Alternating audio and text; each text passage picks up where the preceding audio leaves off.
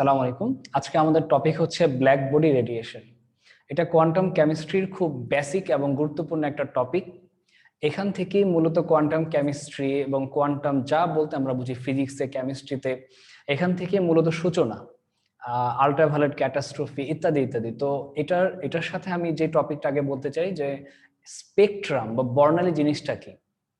বর্ণালী বা স্পেকট্রাম হচ্ছে any charged particle, যখন কোনো আধানযুক্ত পার্টিকেল তার মধ্যে অ্যাক্সিলারেশন হয়, তার মধ্যে ভাইব্রেশন হয়, তখন এই ভাইব্রেশনের ফলে ম্যাগনেটিক ফিল্ড এবং এই ইলেকট্রিক ফিল্ডের কি হয়, লব্ধিটাই হচ্ছে ইলেকট্রোম্যাগনেটিক রেডিয়েশন, যেটাকে আমরা স্পেকট্রাম হিসেবে জানি।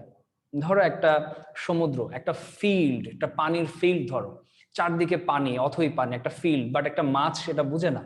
তুমি ধরো নৌকায় আছো, হ্যাঁ, এখন একটা বিশাল নীল তিমি, সেও ওই জগতের একটা অংশ। তো ওই তিমি যখন খুব জোরে লেজ নাড়ে, সে যখন ভাইব্রেশন করে, তো তার লেজ নাড়ানোর কারণে পানিতে একটা আন্দোলন তৈরি হয়। পানি ধরো ম্যাগনেটিক ফিল্ড, আর ওই মাছ ধরো একটা ইলেকট্রন। তো দুইটার ফিল্ডের একটা মুভমেন্ট, ডিস্টারবেন্স তৈরি হয়, এবং ওটার লব্ধি হচ্ছে একটা ঢেউ, যেটা তোমাকে নাচাবে। ধরো তুমি নৌকায় আছো, অর্থাৎ ইলেকট্রিক ফিল্ড এবং ম্যাগনেটিক ফিল্ড যখন ক্রিয়া হয়, যে কোনো এক জায়গায় ভাইব্রেশন হবে, তখন ওটার ইফেক্টটা হচ্ছে ইলেকট্রোম্যাগনেটিক রেডিয়েশন। এটা অনেক ক্লাসিফিকেশন করা যায়। এই বর্ণালী বা স্পেকট্রামে অনেক ক্লাসিফিকেশন আমরা করতে পারি, বিভিন্ন দৃষ্টিকোণ থেকে করা যায়। যদি স্ট্রাকচারের ভিত্তিতে আমরা করি, ডিপেন্ডিং অন স্ট্রাকচার, গঠনগতভাবে বর্ণালীকে আমরা তিনটা ভাগে ভাগ করি। একটা হচ্ছে অ্যাটমিক স্পেকট্রাম, যেটাকে আমরা বলি পারমাণবিক বর্ণালী অথবা লাইন স্পেকট্রাম, রেখা বর্ণালী। আরেকটা হচ্ছে মলিকুলার স্পেকট্রাম, যেটা মলিকুল থেকে আমরা পাই, যেটা ব্যান্ড আকারে আসে। আরেকটা হচ্ছে continuous spectrum. So continuous spectrum জিনিসটা কি, তার একটা উদাহরণ কি, যেমন আমরা অ্যাটমিক স্পেকট্রাম জানি, সোডিয়াম, হ্যাঁ, সোডিয়াম সোনালী হলুদ কালার দিচ্ছে। হাইড্রোজেন একটা অ্যাটম, সে একটা এক ধরনের স্পেকট্রাম দিবে। পটাশিয়াম একটা স্পেকট্রাম দিবে, ক্যালসিয়াম লাল ইটের বর্ণ দিচ্ছে। কখন আমরা কপার থেকে সবুজ বর্ণ পাচ্ছি, অথবা এই যে অ্যাটম গুলা থেকে একটা ডিসক্রিট এবং বিচ্ছিন্ন একটা বর্ণালী পাচ্ছি। মলিকুল, একটা নির্দিষ্ট মলিকুলের একটা ব্যান্ড জাতীয় বর্ণালী থাকবে, বাট কন্টিনিউয়াস, সেটা কি? তার একটা উদাহরণ হচ্ছে ব্ল্যাক বডি রেডিয়েশন, কৃষ্ণ বস্তুর বিকিরণ, যেটা কৃষ্ণ বস্তু, সেটা নিয়ে আজকে আমাদের টপিক। আর রংধনু যখন আমরা দেখি যে 7টা রং একসাথে, ওটা একসাথে সাদা আমরা দেখি, ওটাও এক ধরনের কি, ব্ল্যাক কন্টিনিউয়াস স্পেকট্রাম। একটা রডকে অথবা একটা ফিলামেন্টকে যখন আমরা প্রচুর তাপ দিই, তাপ যত বৃদ্ধি করতে থাকি, ওটার কালার চেঞ্জ হতে থাকে। তো এখানে একটা কন্টিনিউয়াস স্পেকট্রাম তৈরি হয়। সো এখান থেকে আমরা শুরু করি। সো এই ব্ল্যাক বডি রেডিয়েশন, এটা কন্টিনিউয়াস স্পেকট্রাম কি হচ্ছে, আমরা একটা উদাহরণ দিই, যেমন স্টার, সান। হ্যাঁ, একেবারে পারফেক্ট, যদিও পারফেক্ট ব্ল্যাক বডি আমাদের কাছে নাই, কিন্তু আমরা ধরে নিই। ধরো একটা ফিলামেন্ট বা একটা রডের টুকরা আমি নিলাম, তাকে গরম করতেছি, ধরো তো 600 ডিগ্রি সেলসিয়াস তাপমাত্রায় দেখা যায় সেটা ব্রাউন রেড কালার দেখা দিল। আমি যদি তাপমাত্রা বাড়াই দিই, সো এখানে এনার্জি বাড়বে। ধরো 810 ডিগ্রি সেলসিয়াস তাপমাত্রা, সেটা light red colour is being changed, colour change হচ্ছে। আমি যদি 930 দিই, সেটা অরেঞ্জ হয়ে যাচ্ছে। আমি যদি 1050 ডিগ্রি দিই, সেটা ইয়েলো হয়ে যাচ্ছে। 1200 ডিগ্রি সেটা হোয়াইট হয়ে যাচ্ছে। সো তাপমাত্রা বৃদ্ধিতে এই ফিলামেন্ট বলো, অথবা এই যে আমরা যেটা বলতেছি যে একটা রড, একটা লোহা, এই যে বর্ণ পরিবর্তন হচ্ছে কেন, কিভাবে? তো আসো আমরা ব্ল্যাক বডি তাহলে বলতেছি কি, ব্ল্যাক বডি হচ্ছে এমন একটা, ধরো মেটার, ধরো এমন একটা স্ট্রাকচার, ধরো আমি করলাম একটা হোল থাকবে, হোল, এখানে রেডিয়েশন ঢুকবে, বাট বের হতে পারবে না। ধরো এখানে আসার সাথে সাথেই স্ট্যান্ডিং ওয়েভ তৈরি করবে, এমন ভাবে প্রতিফলিত হবে যে সেটা আর বের হতে পারবে না, স্ট্যান্ডিং ওয়েভ যাকে বলা হয়। ধরো এইভাবে আসলো, একটা ঢুকলো, এবার বাস ট্র্যাপ হয়ে আটকে যাবে।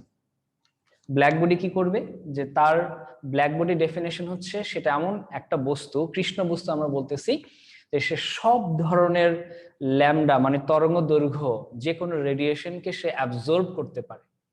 সব ধরনের, যে কোনো ধরনের ল্যামডাকে সে অ্যাবজর্ব করতে পারে, সে এটাকে নিয়ে নিতে পারে। সব, যত ল্যামডা তুমি পাবা, যত তরঙ্গ, যে কোনো তরঙ্গ দৈর্ঘ্যের বলো, সে এটাকে অ্যাবজর্ব করে নিতে পারবে। 100% সে শোষণ করে ফেলতে পারবে। এবং থার্মোডিনামিক্যালি আমরা জানি তাপগতিবিদ্যার একটা বড় সূত্র হচ্ছে যে গৃহীত তাপ এবং বর্জিত তাপের যে ব্যাপারটা, যদি টেম্পারেচার সারাউন্ডিংস, ধরো এটা আমার ব্ল্যাক বডি, এটা সারাউন্ডিংস T2, যদি এই তাপমাত্রা বেশি হয় তাহলে ব্ল্যাক বডি সব শুষে নেবে, অ্যাবজর্ব করে নেবে। আর যদি কি হয়, যদি এইটা বেশি উত্তপ্ত হয় মানে এটা এনার্জি যদি বেশি হয়, এখানে যদি তাপমাত্রা কম হয় তাহলে এটা রিইমিট করবে, অর্থাৎ সে সব ধরনের তরঙ্গ দৈর্ঘ্যকে আবার পুনরায় কি করতে পারে, ইমিটও করতে পারে। সো এখানে একটা ব্যাপার হচ্ছে যে ব্ল্যাক বডি হচ্ছে এমন একটা পদার্থ যে সবকে অ্যাবজর্ব করতে পারে, যখন সে অ্যাবজর্ব করবে তখন তাকে কালো দেখাবে, তখন সে কৃষ্ণ বস্তু বলতে কালো আমরা বলতেছি, সব শোষণ করে নিচ্ছে। থার্মোডাইনামিক্যালি যখন সে হাই এনার্জিতে পরিণত হবে, বেশি টেম্পারেচার তার হয়ে যাবে সারাউন্ডিংস থেকে, তখন সে আবার সব ল্যাম্বডাকে ছেড়েও দিতে পারে, প্রত্যেকটাকে ছেড়ে দিতে পারে, প্রত্যেকটা রেডিয়েশনকে সে সব ধরনের ল্যাম্বডা মানে তরঙ্গ দৈর্ঘ্যের যে এনার্জি গুলো সে ছেড়ে দিতে পারে সবগুলো। সো 100% যেমন অ্যাবজর্ব করতে পারে, 100% সে ছেড়েও দিতে পারে। যখন ছেড়ে দেয় তখনই কিন্তু আমরা কন্টিনিউয়াস স্পেকট্রামটা দেখি, তখনই কিন্তু আমরা এই বিভিন্ন ধরনের কালারটা দেখতে পাই। এখন প্রশ্ন উঠতেছে যে কিভাবে তাপমাত্রার সাথে তাহলে এটার রিলেশনটা কি। আমি এখানে প্রচুর ধরো একটা আগুন তৈরি করলাম লাকড়ি দিয়ে, এখানে আমি বসা, আমার এখানে তাপ যাচ্ছে, তো প্রতি একক ক্ষেত্রফলে প্রতি একক সময়ে আমার কাছে কতটুকু এনার্জি যাচ্ছে, ইন্টেন্সিটি তীব্রতা কতটুকু। আগুন অনেক বেশি হলে তাপ অনেক বেশি লাগে, আগুন যদি কম হয় তাপমাত্রা আমার গায়ে কম লাগে, তাহলে রেডিয়েশনটা কিভাবে হচ্ছে। সেটার জন্য আমাদের খুব গুরুত্বপূর্ণ একটা ব্যাপার হচ্ছে এখানে আসবে যেটা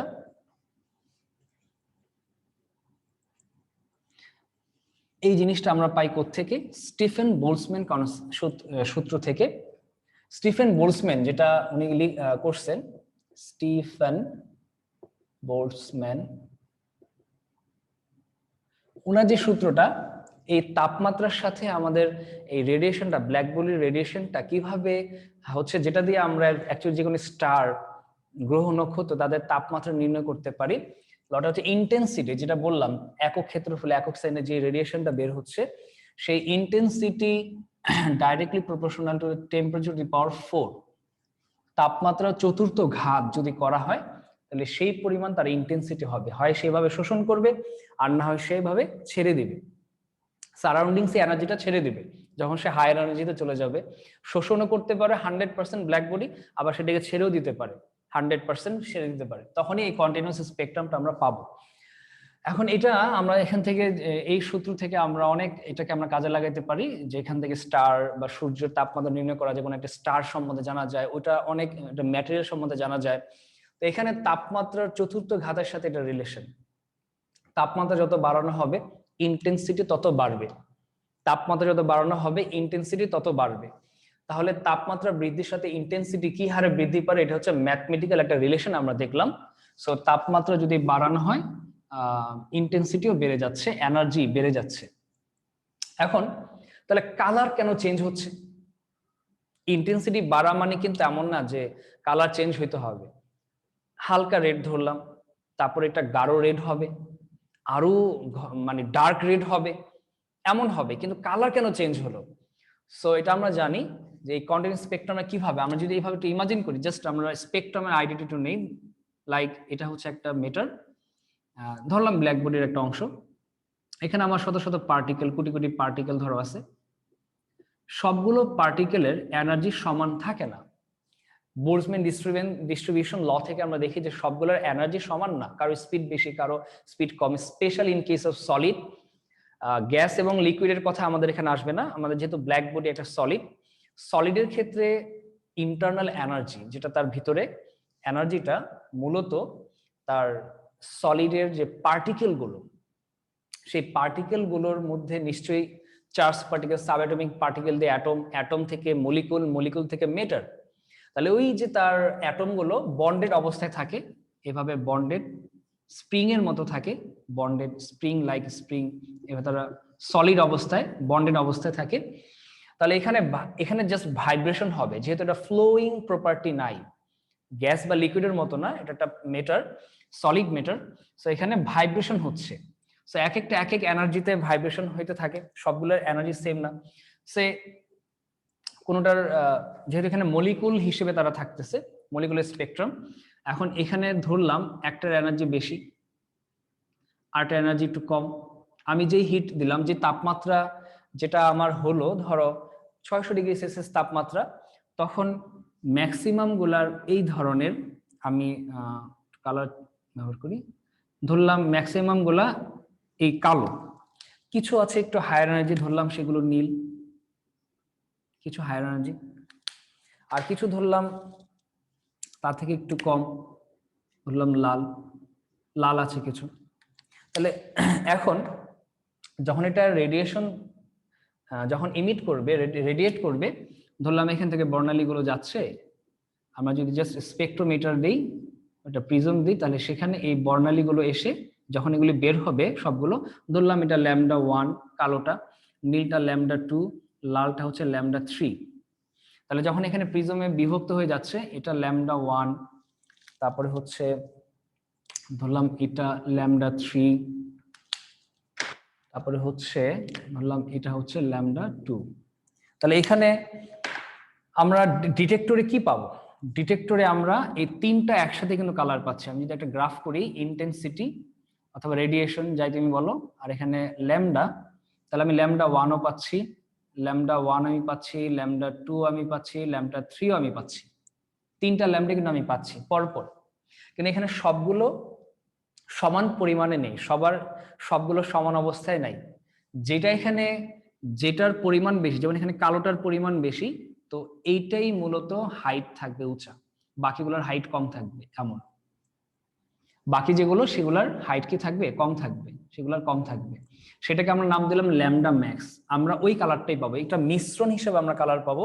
এই তিনটা ল্যামডা যেই কালারের জন্য দায়ী, এই তিনটা ল্যামডার মিশ্রণ হিসেবে আমার চোখে আসবে কালারটা। আমরা ধরলাম ব্রাউন রেড পেলাম। ব্রাউন রেড মানে শুধু রেড না, ব্রাউন রেড মানে একটা মিক্সচার। ধরলাম তিনটা ল্যামডা, এর মধ্যে ল্যামডা ম্যাক্স হবে সেটা যেটার পরিমাণ, যেটার ইন্টেন্সিটি সবচেয়ে বেশি, ওইটার কালারটাই আমার চোখে পড়বে, বাকিগুলার কালার আমার চোখে পড়বে না। আচ্ছা, তবে এটা ভিজিবল রেঞ্জ। আমি যদি আরো তাপমাত্রা কম দিতাম তাহলে হয়তো ইনফ্রারেড রেঞ্জে হতো, আইআর রেঞ্জে হলে সেটা আমার চোখে আসতো না, সেটা আমার আইআর সেন্সিটিভ গ্লাস দিয়ে দেখতে হতো। আচ্ছা, আমি যদি এখন তাপমাত্রা আরো বাড়াই দিই, তাপমাত্রা যদি আরো বাড়ানো হয়, তাপমাত্রা বাড়ানোর সাথে সাথে ইন্টেন্সিটি বেড়ে যাবে, রেডিয়েশন বেড়ে যাবে, এনার্জি বেড়ে যাবে। তো সেই ক্ষেত্রে কি হবে? সেই ক্ষেত্রে ধরলাম এখন এটা যা আছে থাকবে, এখন ধরলাম লালেরটা বেড়ে গেল, এখন এটার ভাইব্রেশন বেড়ে গেল, তাপমাত্রা বাড়ানোর কারণে লালের পরিমাণ বেড়ে গেল, আর যেটা নীল ছিল সেটা কমই থাকলো।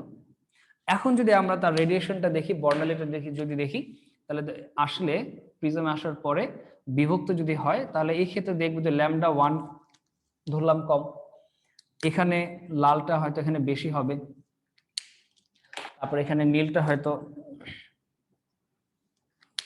তো এবারও কিন্তু আমরা একটা মিক্সচার হিসেবে পাচ্ছি, কিন্তু এবার দেখা গেল এর আগে এটা ল্যামডা ম্যাক্স ছিল, মানে এটার ইন্টেন্সিটি সবচেয়ে বেশি ছিল, এটার কালারটা আমাদের চোখে পড়তেছিল।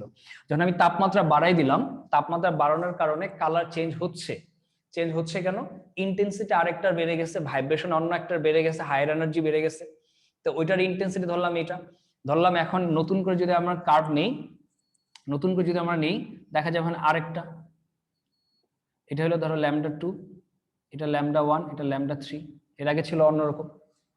আচ্ছা, এখন এই ক্ষেত্রে আমরা যদি তাপমাত্রা আরো বাড়াতে থাকি, তাহলে কি হবে? আস্তে যত তাপমাত্রা বাড়াতে থাকবো তত ল্যামডা ম্যাক্স চেঞ্জ হচ্ছে। ল্যামডা ম্যাক্স বলতে আমি কি বোঝাচ্ছি, যে এখানে যতগুলো এনার্জি আমি দিলাম, যতগুলো আমি এনার্জি দিলাম সবগুলো সমান পরিমাণে না, এখানে কোনোটার ফোটন শক্তি বেশি, কোনোটার ফোটন শক্তি কম ছিল।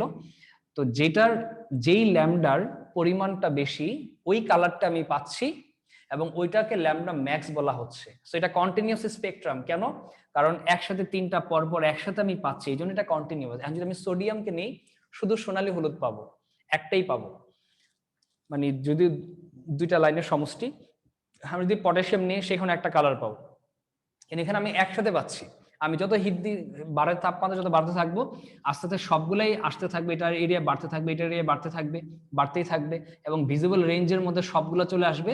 একটা সময় কি হবে, সবগুলো যখন চলে আসবে ভিজিবল রেঞ্জে, একটা সময় যখন অরেঞ্জ, এই অরেঞ্জটা কেন, ওই আমার ভাইব্রেশন বাড়তেছে, কালার বাড়তেছে, তারপর একটা সময় শেষে এসে হোয়াইট, সাদা, কারণ 7টা আলো 7টা রং একসাথে আমি যখন দেখবো তখন এটাকে আমরা বলবো কি হোয়াইট বা সাদা, মানে 7টা রং পর পর একসাথে আমি দেখতেছি, যাকে আমি কন্টিনিউয়াস বলতেছি। সোডিয়ামের ক্ষেত্রে এমন হবে না, পটাশিয়ামের ক্ষেত্রে এমন হবে না। বাট ব্ল্যাক বডিকে যদি আমি তাপমাত্রা বাড়াইতে থাকি, তাহলে তাপমাত্রা বৃদ্ধির কারণে এই ভাইব্রেশন সকল রেঞ্জের এনার্জি গুলো নিয়ে নিচ্ছে এবং ইমিট করতেছে সবগুলো একসাথে, সবগুলো ল্যাম্ডা একসাথে আমি পাচ্ছি। আমি যদি সোডিয়ামটা নিই হয়তো এমন পাবো, এমন, যেটাকে আমি সোনালী হলুদ দেখবো। আমি যদি হাইড্রোজেন নিই সেখানে তো 4টা লাইন পাবো, আর পাবো না। কিন্তু ব্ল্যাক বডি যেহেতু সবগুলো নিচ্ছে, আমরা সেখানে সবগুলো পাবো, সবগুলো পাবো।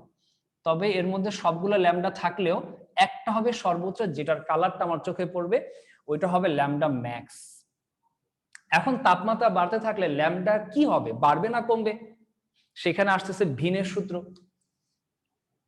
সেখানে ভিনস ডিসপ্লেসমেন্ট ল, যেটা ভিনের সূত্র যেটা, সেখান থেকে আমরা দেখতেছি যে এইখানে তাপমাত্রা বাড়ানোর ফলে, এখানে তাপমাত্রা বাড়ানোর ফলে যেটা হচ্ছে, তাপমাত্রা তো বাড়তেছে, ল্যাম্ডা ম্যাক্স যেটা, যার ইন্টেন্সিটি সবচেয়ে বেশি, সেটা তত কমতেছে। ফার্স্টে এমন ছিল যেটা হয়তো আমার চোখে পড়ে নেই। এরপর যখন আমি তাপমাত্রা বাড়ালাম তখন একটু এমন হলো, যখন তাপমাত্রা আরো বাড়ানো হলো তখন এমন হলো, তাপমাত্রা আরো দেখো এখানে ল্যাম্ডা ম্যাক্স এখানে ছিল, ল্যাম্ডা ম্যাক্স এখানে, ল্যাম্ডা ম্যাক্স এখানে, মানে ল্যাম্ডা ম্যাক্স কিন্তু আস্তে আস্তে ছোট হচ্ছে। তাপমাত্রা যত বাড়াচ্ছি ইন্টেন্সিটি তত বাড়তেছে। কার ইন্টেন্সিটি?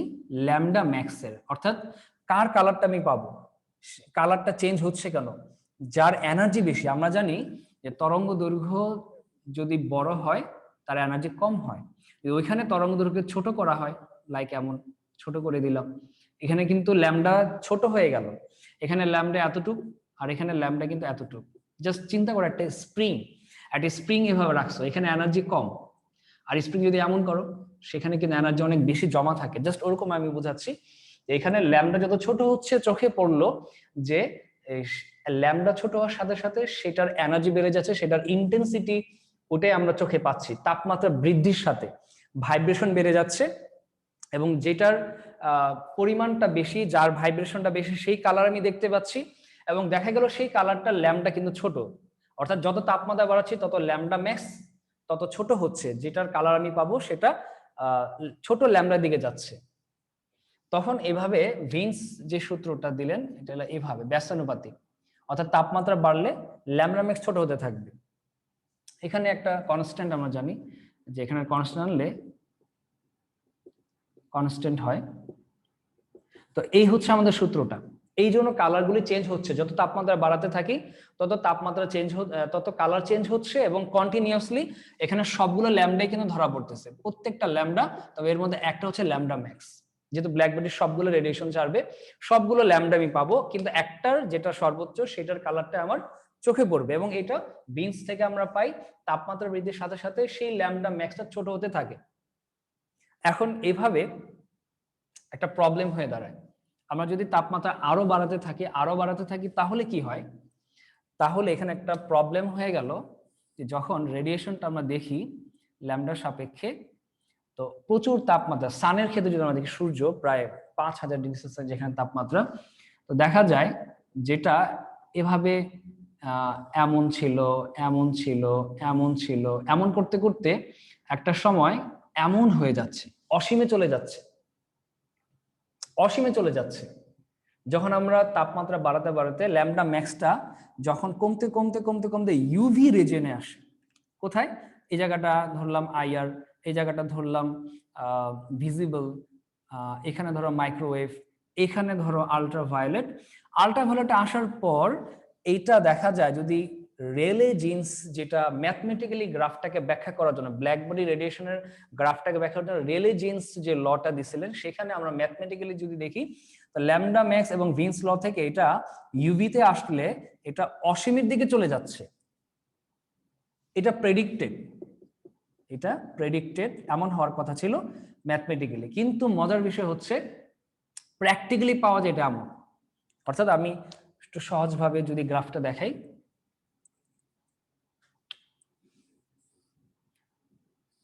প্রেডিক্টেড হচ্ছে এমন, আর প্র্যাকটিক্যালি আমরা পাই হচ্ছে এমন এমন।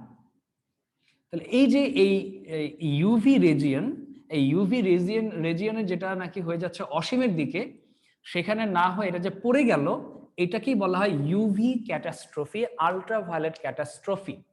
কেন আমরা পৃথিবীতে বা সান থেকে যেটা পাচ্ছি, বা একটা বাল্ব বা ফিলামেন্টকে যখন আমরা উত্তপ্ত করতেছি, তাপমাত্রা বাড়াতে বাড়াতে ল্যাম্পটাকে ছোট করতে করতে ল্যাম্বডা ম্যাক্স যখন ছোট হতে হতে আসতেছে, তো এখানে ইউভিতে এসে এটা অসীমে চলে যাওয়ার কথা ছিল, বাট এটা নিচে পড়ে গেল কেন?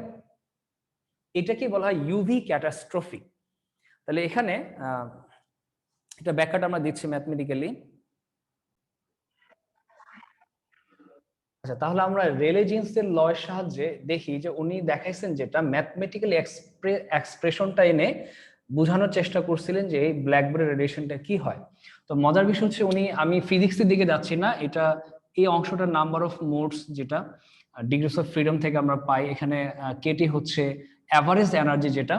তো কেটি কেন আসলো? অ্যাভারেজ এনার্জি, যেহেতু এটা ডিগ্রিস অফ ফ্রিডমে যদি আমরা দেখি, ইকুই পার্টিশন থিওরি যদি আমরা দেখি, যে এনার্জি যেটা কাইনেটিক এনার্জি হিসেবে সমানভাবে ছড়ায় পড়ে গ্যাসের ক্ষেত্রে, লিকুইডের ক্ষেত্রে, বাট সলিডের ক্ষেত্রে যেটা বেশি ইম্পর্টেন্ট সেটা হচ্ছে সলিডের ক্ষেত্রে পার্টিকেল গুলো ট্রান্সলেশনাল মোশন যেটা হয় সেটা কিন্তু হচ্ছে না এখানে। বেসিক্যালি তারা যদি রিজিড অবস্থায় থাকে সেখানে ভাইব্রেশনটা হচ্ছে কাইনেটিক এনার্জি। এবং সলিডের ক্ষেত্রে ডিগ্রিস অফ ফ্রিডম কিন্তু দুইটা হয়, সেটা হচ্ছে যে এই যে পার্টিকেল গুলো স্প্রিং এর মতো আটকানো, একটা স্প্রিং এর মতো আটকানো, এখানে স্প্রিং যখন ভাইব্রেশন হয় এটাই হচ্ছে কাইনেটিক এনার্জি ভাইব্রেশনটা। এদের ভাইব্রেশনটাই হচ্ছে, যখন আমি তাপমাত্রা বাড়াবো, তাপ দেওয়া হবে, তাদের ভাইব্রেশন বাড়বে, প্রচন্ড ভাইব্রেশন বেড়ে যায় প্রচন্ড তাপ দিলে। তা ভাইব্রেশনটা যে বাড়ে এটাই হচ্ছে তার কাইনেটিক এনার্জি হিসেবে দেখা হয়। আর যখন এটা দূরে যায়, স্প্রিং ভাবো, তখন স্প্রিং এর মতো কাজ করে, এটা ফ্ল্যাট হয়ে যায়, আবার যখন কাছে আসে তখন এমন হয়। অর্থাৎ এখানে ডিগ্রিস অফ ফ্রিডম দুইটা ভাগে ভাগ হয়। একটা হচ্ছে হাফ কেটি, হচ্ছে ভাইব্রেশনের মধ্যে চলে যায়, হাফ কেটি, এটা আমরা ইকুইপার্টিশন থিওরামে দেখেছি। আর যখন দূরে যায় তখন পটেনশিয়াল এনার্জি যেটা বন্ড হিসেবে তার মধ্যে কাজ করে, বন্ধন, সেটা আবার তাকে টেনে আনতেছে। সেটা যখন টেনে আনে ওটা হলো পটেনশিয়াল এনার্জি হিসেবে কাজ করতেছে। স্প্রিংটাকে আমরা বলতে পারি পটেনশিয়াল এনার্জি। পটেনশিয়াল এনার্জি এটা হচ্ছে হাফ কেটি। সো দুইটা যোগ করলে হয় শুধু কেটি। এই ক্ষেত্রে ভাইব্রেশন ব্যাপারটা কিন্তু অনেক জটিল, স্পেকট্রামে আমরা অনেক জটিল পাবো। ভাইব্রেশন স্পেকট্রাম অনেক ধরনের হয়, সিমেট্রিক, অ্যাসিমেট্রিক, যদি সেটা লিনিয়ার হয়, সিমেট্রিক সমানভাবে ভাইব্রেশন হওয়া, অসমভাবে ভাইব্রেশন হওয়া, অথবা যদি লিনিয়ার শেপ না হয়ে একাধিক মলিকুলের ক্ষেত্রে যদি বেন্ডিং অবস্থা হয়, বেন্ডিং বাঁকা বেঁকে যায়, সিজারিং, রকিং, ওয়েগিং, বিভিন্ন ধরনের আমরা ভাইব্রেশন পাবো। ডিগ্রিস অফ ফ্রিডম অনেক বেড়ে যাবে। আমি এত জটিলে যাচ্ছি না, সিম্পলি আমি এটা বলতে চাই যে এখানে যে বন্ড কাজ করতেছে স্প্রিং এর মতো, তাকে টেনে আনতেছে, ওটা হলো পটেনশিয়াল, সেটা ডিগ্রিস অফ ফ্রিডম একটা অংশ হবে। আর যে ভাইব্রেশন কম্পন সেটা আরেকটা হাফ কেটি, দুটা মিলে হচ্ছে কেটি। সো ইকুইপার্টিশন থিওরেম থেকে এই তাপমাত্রা বৃদ্ধির সাথে তার যে ভাইব্রেশনটা বাড়তেছে সেই এনার্জিতে কন্ট্রিবিউট করতেছে। সো এইটা ভাইব্রেশন বেড়ে যাচ্ছে, যত তাপ বাড়াবো, যত এনার্জি দিচ্ছে, তত তার ভাইব্রেশন বেড়ে যাচ্ছে। তাহলে এখানে এই যে এনার্জি বেড়ে যাচ্ছে, যদি ম্যাথমেটিক্যালি আমরা দেখি, রেলে জিন্স ল চেয়েছিলেন যে এভাবে ম্যাথমেটিক্যালি গ্রাফটাকে ব্যাখ্যা দিতে, বাট ভিন্স ল বলি আর আর এটা বলে রেলে জিন্স ল বলি, দুইটাই ফেলিওর হয়। ফেলিওর হয় ভাবে যদি আমরা এখানে ল্যামডাকে, মিউ কে যদি সি বাই ল্যামডা করে এখানে আনা হয়, তো ল্যামডা এখানে আনলে দেখা যায় এই থিওরিতে এটা অসীম হয়ে যাচ্ছে। অসীম হয়ে যাওয়া মানে কি? এনার্জি কি অসীম? ভাইব্রেশন কি অসীম হয়ে যাবে? মানে ফ্রিকোয়েন্সি কি এতটাই বেড়ে যেতে পারে যে সব, অনেক ফ্রিকোয়েন্সি তো আর অসীম হতে পারে না, তাই না? ফ্রিকোয়েন্সি অসীম হওয়া সম্ভব না। এই ক্ষেত্রে এনার্জি অসীম হয়ে যাচ্ছে, কন্টিনিউয়াস হয়ে যাচ্ছে, বাট প্র্যাকটিক্যালি পাওয়া যায়, যেটা প্র্যাকটিক্যালি এক্সপেরিমেন্ট করে যেটা আমরা পাই, সেটা হচ্ছে এমন নিচে নেমে যাচ্ছে। তাহলে এই জায়গায় যে ফেলিওরটা, রিলিজিয়ান্স ল থেকে একটা ফেলিওর হয়, তার এটা কাজ করে প্রথম দিকে, এনার্জি যখন কম, ল্যামডা যখন বড়, সেদিকে তার লটা কাজ করে কন্টিনিউয়াসলি যাচ্ছে। বাট যখন হায়ার এনার্জি যখন দিকে আমরা যাই, যখন ফ্রিকোয়েন্সি অনেক বেড়ে যায়, যখন ল্যামডা অনেক ছোট হয় তখন এটার কাজ করতেছে না, এখানে এটা ফেলিয়ার সৃষ্টি হচ্ছে, ব্যর্থতা আসতেছে। সো কেন, এটার কারণ কি, এটার সমাধান তাহলে কিভাবে? তখনই আসলো কি ম্যাক্স প্ল্যাঙ্ক। এই ম্যাক্স প্ল্যাঙ্ক থেকে উনি আরবিট্রারি ধরতে গেছিলেন যে এটা তো এভাবে হচ্ছে না, সমাধান করি, এবং সারপ্রাইজিংলি এটা মিলে যায়। সারপ্রাইজিংলি মিলে যায় মানে কি, উনি এই এনার্জিটাকে ভাবলেন যে এটা কন্টিনিউয়াস না, এটা প্যাকেট আকারে। সো এখানে প্যাকেট বলতে কি বোঝাচ্ছে, এটা খুব ইন্টারেস্টিং ব্যাপার।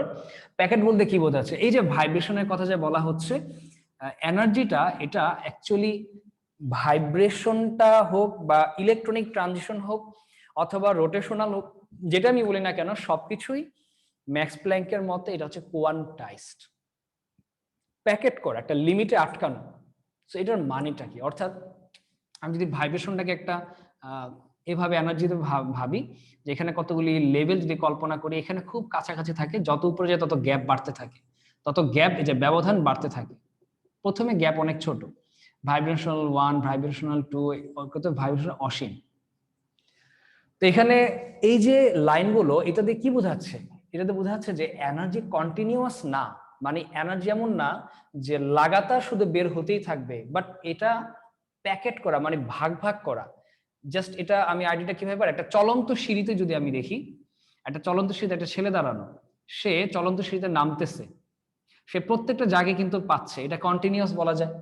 বাট সিঁড়ি যদি এমন হয়, চলন্ত সিঁড়ি না যদি এমন হয়, সে যে কোনো জায়গায় পা দিতে পারবে না, এখানে তার পা দেওয়া যাবে না, সে হয় এখানে অথবা এখানে। এখানে কি বোঝাচ্ছে, যে এটা প্যাকেট করা, অর্থাৎ সিঁড়িটা যদি এমন হয়, প্রথমে ছোট ছোট, তারপর আস্তে আস্তে বাড়তেছে, আস্তে আস্তে বাড়তেছে।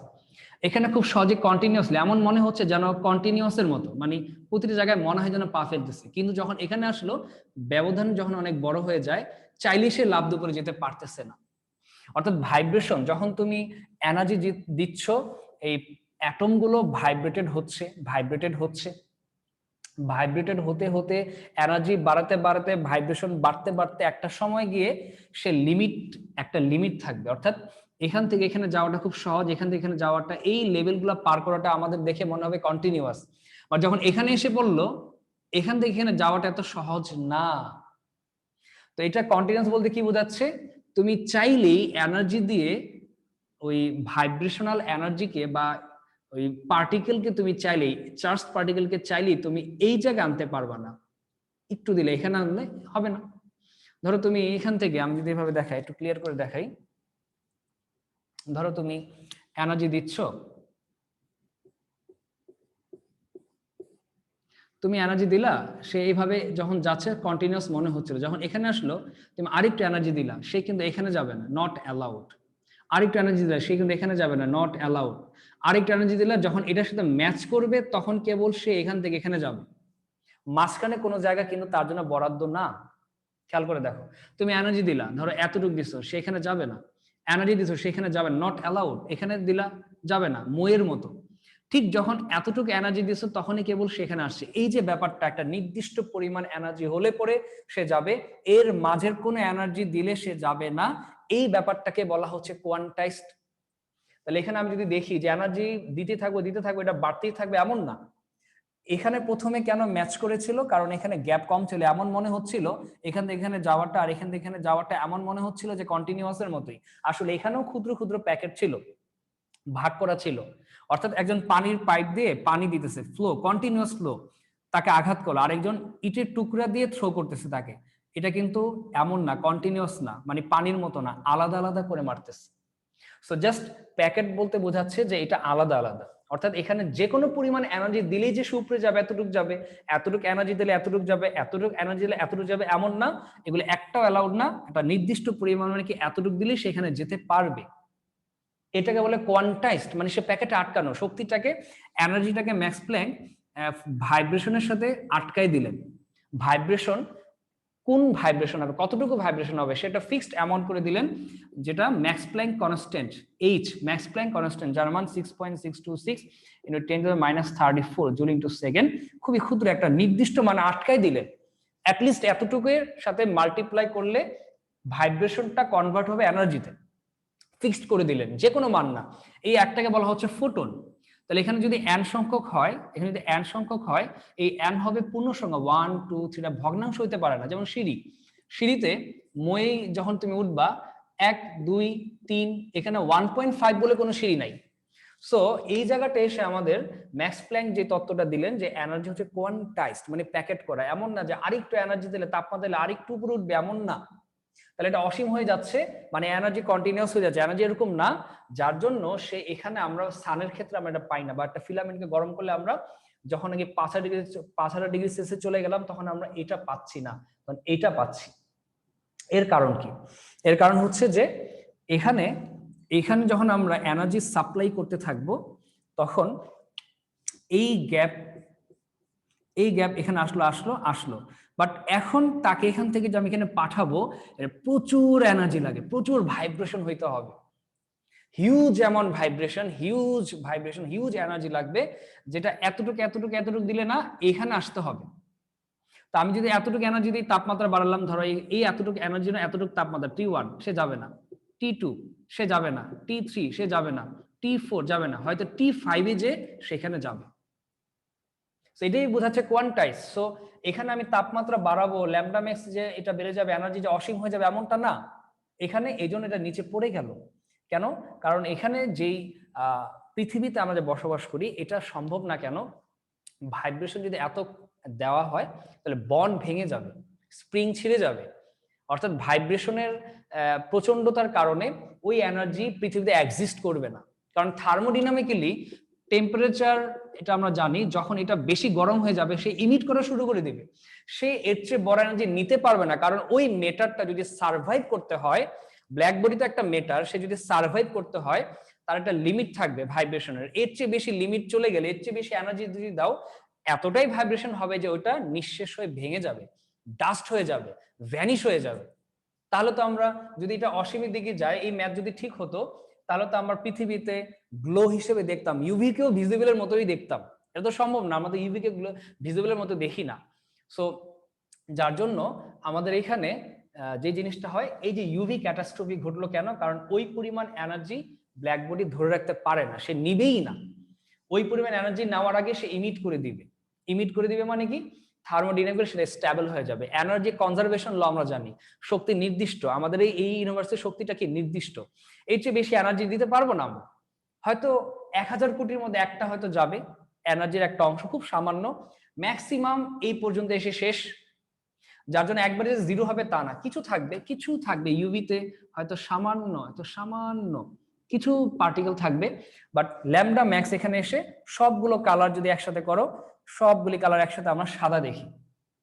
যেখানে এর চেয়ে বেশি ভাইব্রেশন হচ্ছে যে সমস্ত স্টারে, সেটাকে আমরা নীল দেখতেছি। সো ওটার ভিতরে ম্যাটেরিয়াল গুলো আমরা বুঝতে পারছি, যেটা একটু ডার্ক, যেটাকে আমরা দেখতেছি না, সেটা তো হয়তো আয়ার, যেটা আমরা ভিজিবল রেঞ্জে না। যেগুলোর মধ্যে এই রেঞ্জ গুলো আছে ভিজিবল, সেটা গ্লোয়িং, সেটাকে আমরা দেখতে পাচ্ছি। যেটা এর চেয়েও বেশি যেটা, সেটা হয়তো আল্ট্রাভায়োলেট, একবারে নীল, সেটা আমাদের ইউনিভার্সে, সেটা বাইরে। সো তার মানে কি, ম্যাক্স প্ল্যাঙ্ক এটা করলেন কি, শক্তিটাকে কোয়ান্টাইজড করে দিলেন, যে কোনো পরিমাণ এনার্জি দিলেই সে উপরে যাবে, আর ওটাকে আমরা দেখতে পাবো, এটা আমাদের সাধ্যে নাই। এই জন্য উনি বললেন যে শক্তিটা নির্দিষ্ট প্যাকেট করা হয়, এখানে এতটুক অথবা এতটুক, মাঝখানে কোনো তার জায়গা নেই। এটাকে ম্যাক্স প্ল্যাঙ্ক কোয়ান্টাইজেশন আমরা বলি। তো এটাকে ঠিকভাবে সংশোধন করে যদি করা হয় তাহলে এটা ম্যাচ করে, অর্থাৎ প্রথম দিকে কন্টিনিউয়াসলি পাওয়া যায়, এটা মিলে যায়, কিন্তু এখানে আর মিলে না। সো প্র্যাকটিক্যালি এটা হচ্ছে, এই গ্রাফটা মিলে হচ্ছে এটার সাথে, অর্থাৎ এখানে ডোমিনেট করবে এই অংশটাই, যে এই অংশটা ডোমিনেট করবে হচ্ছে জাস্ট এটা।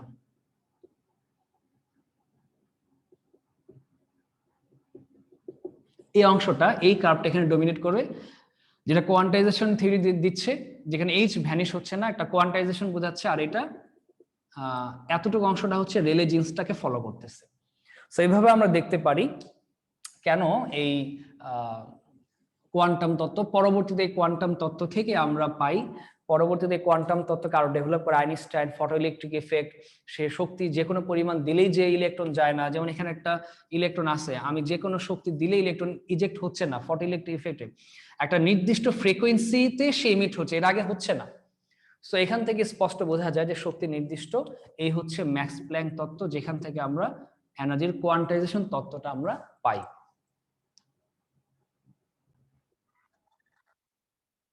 আমরা এখন একটা সিমুলেশনে দেখতে পারি, এটা আমরা গুগলে সার্চ করলে ইজিলি পাবো।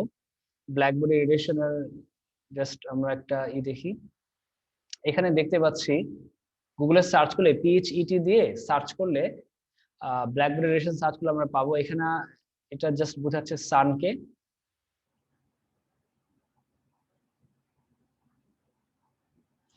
এটা হচ্ছে আমাদের সান, এটা আমরা দেখতে পাচ্ছি। এখানে যদি আমরা করি, অর্থাৎ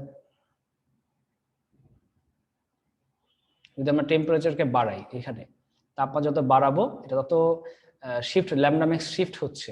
হ্যাঁ, যত তাপমাত্রা আমরা কমাই, ফার্স্টে যদি এখানে আনি, তো এখানে আনলে তাপমাত্রা যত কমাবো, এখানে আমরা দেখতে পাচ্ছি না কিছুই। হ্যাঁ, দেখতে পাচ্ছি না। আমরা যদি একটু বড় করে দেখি,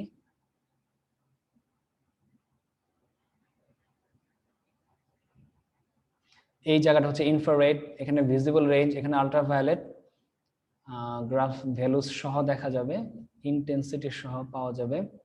আমরা যদি তাপমাত্রাকে বাড়াই, আস্তে আস্তে টেম্পারেচার বাড়াচ্ছি, আস্তে আস্তে গ্রাফটা উঠতেছে ল্যামডা ম্যাক্স। এখন এই জায়গাটা, এটা আমাদের ভিজিবল রেঞ্জে না। আমরা যখন তাপমাত্রা আরো বাড়াচ্ছি আস্তে আস্তে যখন যাচ্ছে, তখন সে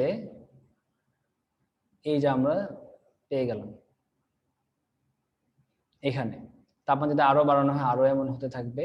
সো এইভাবে আমরা সহজে বুঝতে পারি ল্যামডা ম্যাক্স যখন চেঞ্জ হতে থাকে এবং কালারও চেঞ্জ হতে থাকে। এখানে যখন ল্যামডা ম্যাক্স আমরা এক ধরনের কালার পাচ্ছি, যখন এটা একবারে এদিকে চলে আসতেছে, তখন আমরা খুব নীলের দিকে চলে যাচ্ছি, এবং এখানে আমরা দেখতে পাচ্ছি কিছুটা লাল বা অরেঞ্জ এই টাইপ। যার জন্য আকাশটাকে আমরা নীল কেন দেখি, ওই যেটা হায়ার এনার্জি সেটার সংখ্যা খুব কম থাকে। এখানে দেখো একেবারে যে জিরো তা না, এই পরিমাণটা খুব কম। এটা ওই কলয়েড কণার মতো ধূলি কণা যখন আকাশে থাকে, সেখানে ছোট ছোট কণায় প্রতিফলিত হয়ে আকাশটাকে নীল দেখাচ্ছে। হ্যাঁ, এই হচ্ছে আমাদের আজকের ক্লাস। আমরা ব্ল্যাকবডি রেডিয়েশন সম্বন্ধে জানলাম, কোয়ান্টাইজেশন যে এনার্জির ম্যাক্স প্ল্যাঙ্ক তত্ত্ব সেটা জানলাম, ইউভি ক্যাটাস্ট্রফি সম্বন্ধে জানলাম।